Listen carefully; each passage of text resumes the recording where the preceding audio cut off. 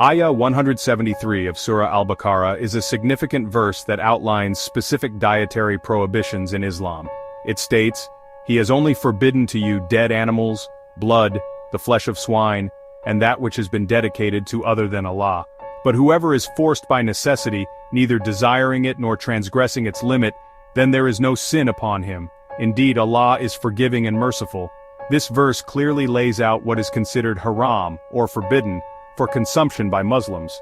It also highlights Allah's mercy by providing an exception in times of necessity, demonstrating that Islamic rulings are practical and consider human limitations.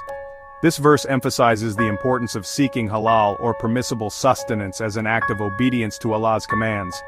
This obedience is not merely a ritualistic practice, it reflects a deeper spiritual connection and commitment to aligning one's actions with divine guidance. By adhering to these dietary guidelines, Muslims affirm their submission to Allah's will and strive for a life of purity and consciousness in all aspects, including their dietary choices. To fully grasp the significance of Ayah 173, it's essential to understand the historical context in which it was revealed. In pre-Islamic Arabia, dietary practices were diverse and often included the consumption of carrion, blood and meat sacrificed to idols. These practices were often linked to pagan rituals and beliefs that contradicted the monotheistic principles of Islam. The revelation of this verse marked a clear departure from these pre-Islamic customs, establishing a distinct set of dietary guidelines for Muslims. These prohibitions served not only as markers of religious identity, but also carried significant health and spiritual implications.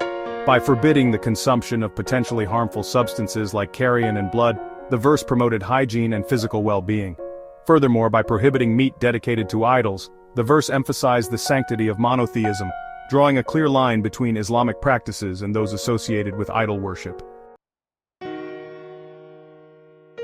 A striking aspect of Ayah 173 is its emphasis on Allah's mercy and compassion, even amidst the establishment of seemingly strict dietary laws.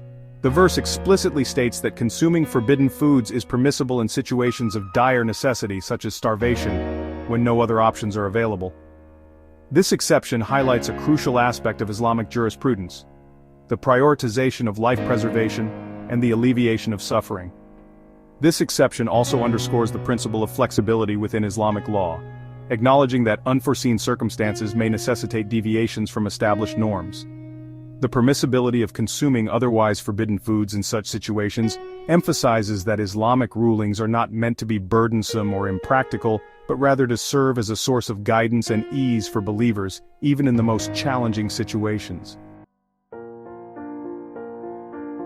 Interestingly, the dietary prohibitions outlined in Ayah 173 align with modern scientific understanding of health and hygiene.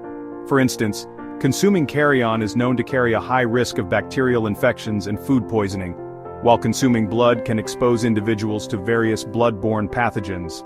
Similarly, pork consumption has been linked to health issues such as trichinosis and elevated cholesterol levels. Furthermore, the emphasis on consuming fresh and wholesome foods resonates with contemporary dietary recommendations that prioritize natural, unprocessed ingredients for optimal health.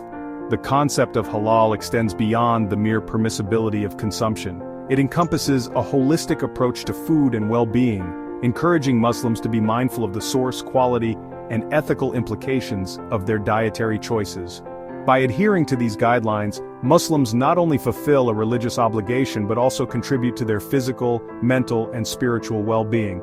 The concept of halal, therefore, transcends the realm of ritualistic practice and embodies a balanced and conscious approach to life, fostering a deeper connection between faith, health, and ethical responsibility.